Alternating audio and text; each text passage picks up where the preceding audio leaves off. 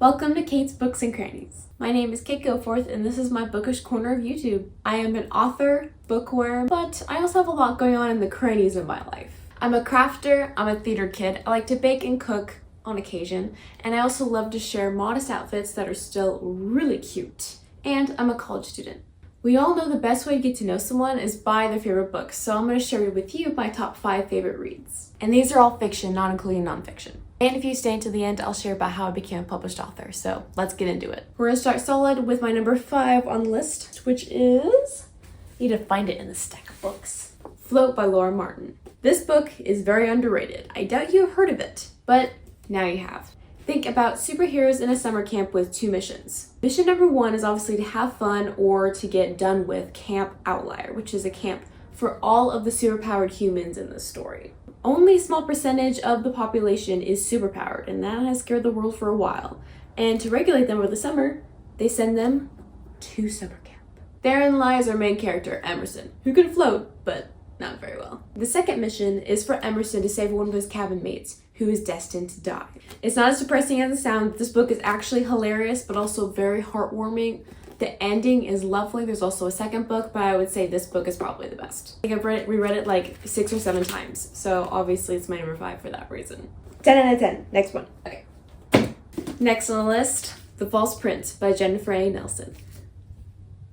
This book is a freaking masterpiece. Oh my gosh. Jennifer A. Nelson is an amazing author. The characters feel so real and authentic. The main character is written so well. It feels like all the characters can just waltz out of the page. This is a great medieval, non-magical fantasy book, perfect for YA. I think I read it when I was like in middle school so I'd probably recommend it for that audience. The main character is an orphan named Sage who just wants to get on in life, and he's like, I don't want to be a servant. I just want to do my own thing, leave me alone. Obviously that does not happen. Sage gets picked up by a lord named Bevan Connor, who is our main villain of this story. He is forcing Sage, along with some of the other kids, to be trained to be the false prince. How is this important to the story? The whole royal family is dead, and now Bevan Connor wants to seize power, and he does that by creating a false prince to seize the throne and be his puppet. Why would they be looking for a false prince? Because the real prince went missing and is presumed dead for several years, and now Connor wants to bring him back in order to seize the throne. Highly recommend this book.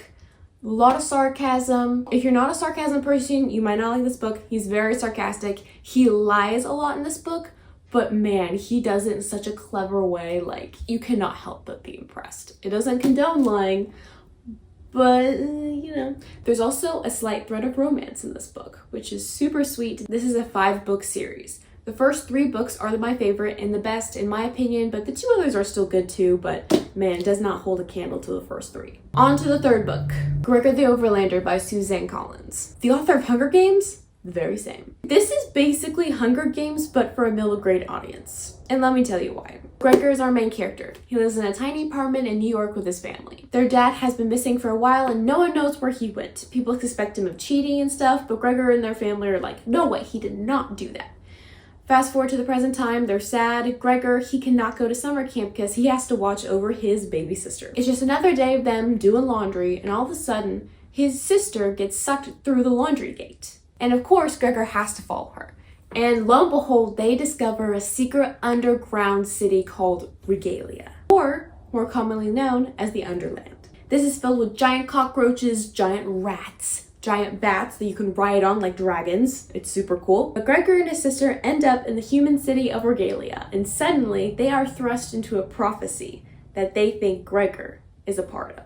Gregor doesn't want anything to do with this prophecy. He's like, nada. When he figures out that it's possible that his father is imprisoned by the rats. So this story is him on his quest to defeat the rats in order to save his father. It is so good, written so well. If you loved Hamish for Hunger Games, there's a character very much like that in this book. He is awesome. His name is Rip Red. You'll love him. Main character, 10 out of 10. There's also a slight bit of romance in this book, but obviously it's for middle grade audience, so it's very slight. I always skip the 4th book because it has a major plague, and I'm not a huge plague person. It's a 5-book series. So freaking good. It deals with some kind of heavier topics as you go along, but it's done so well and perfect for a middle grade audience. And there is violence, and there's also violence in False Prince, so there is that too, but it's honestly not that bad. False Prince, if you're in high school, you can handle it. This book, middle school, I think you can handle it. But I'm also sensitive, so take my reviews with a grain of salt. Now on to the next book. This book series was my literal childhood, and it might be yours too.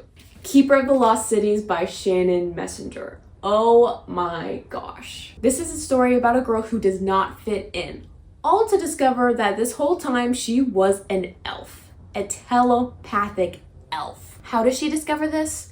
Well, a certain handsome boy with teal eyes comes across her and takes her to the Lost Cities, where she also meets a pretty handsome ice-blued guy who's pretty funny and who happens to be my favorite character of the entire series. But moving on to the main story, this is a story about Sophie discovering herself in this crazy world. World building in this is crazy. It is amazing. This book feels like almost a story unto itself. It's written very well. In this story, Sophie figures out she is destined for so much more than she thought she was. She's not an outcast. She's the chosen one. The characters in this book series are very endearing. The evil villains are so annoying. Now I have to warn you, these books are thick, and there's about 10 of them, including like the novellas. I love this whole book series except for the last book that just came out named Unraveled. It has a gay character in it, very minor, but there is a thread of promotion with gay characters, so if you're uncomfortable with that, know about it. But the whole rest of the series is completely clean. Okay, let's bet. When is she coming out the 10th book? Are we thinking this year? Are we thinking next year? Are we thinking 2027? Let me know in the comments. Now to move on to the final and best book ever, in my opinion. The Wingfeather Saga by Andrew Peterson. This was also my childhood. Wingfeather Saga was one of the first few books I read, and I remember loving. I read this book series first with my mom, and then we both listened to it together during COVID. Oh my gosh, it was so cool, guys. So the author, Andrew Peterson, during COVID, read aloud the entire series during COVID for free on Facebook Live. It's probably not even out anymore, but that was such a core memory for me. And beyond that, the series is so well written. Oh my gosh. It also has a lot of amazing Christian allegories without it being like too overt. Think Princess Bride, Tolkien, C.S. Lewis with a splash of Studio Ghibli. So here we have three young kids, Janner, Tink, and Lily, who live in the world of Ariar in a small town of Glipwood. Their lives are pretty normal, much to Janner's disappointment. However, as the story unfolds, more unusual things start to happen. It all begins on the Dragon Day Festival, where they run into one of the horrid fangs of Dang. And the story just continues from there. It is heartwarming, funny, well written. It is cozy, it will make you cry, it will make you laugh. The ending has me in conflict. I know why the author ended it the way they did, but I still think they could have done the extra step. Now, don't get me wrong, the ending's still good. I won't spoil it for those who have not read this book yet. The series is not perfect like any other book series, but it has to be my favorite because it is written so well from beginning pretty much to end. The ending is still really good, even though it's not exactly what I wanted. These are my top 5 favorite reads, and now time to show you something really special. To start this tale, in 2021-2022, I decided to write a short story for a writing competition. I did not expect much from this, let me tell you. For this writing competition, I didn't really know what to write. The theme was level up, and I was like, man, I don't know what to write. I should just write something that I love. So I looked around my room, and I saw a copy of the Wingfeather Saga, and that reminded me how much I love characters with wings. Don't ask me why, I just love it. And that inspired me to write a short story. And so I started writing it, and then I stopped writing it. And then all of a sudden, the deadline for the competition loomed ahead, and it was like the day before and the day of. I was writing. The deadline was on a Wednesday night, and I had to revise and re-edit it. And so I went through the edits with my mom, and then I just needed to make the edits. And then my mom was like, Kate, you need to go to church. So I went to church. I went to skip church that night. My mom was like, you need to hang out with your friends. You need to get out of the house. So I did. And I'm so thankful for her. I came home, did my edits, and then before I knew it, it was 11 o'clock. All my family was going to bed, and I was like, I need to finish this. I need to do something. So I had to decide.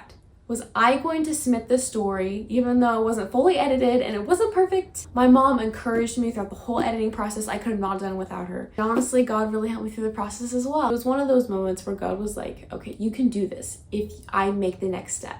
So, sweating bullets, nervous, heart pounding, I submitted my short story. Fast forward, like, I don't know, a month or two, I don't remember how long the waiting process was. It was the day of.